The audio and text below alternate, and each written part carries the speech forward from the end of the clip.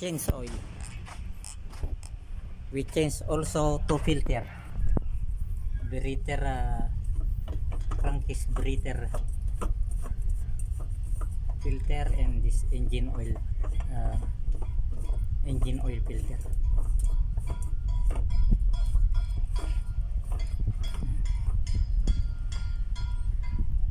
And this is the oil, and this is the original oil from Caterpillar, DEO 15W40, then CAT ECF 2 API CI4. That is the oil of this new Caterpillar.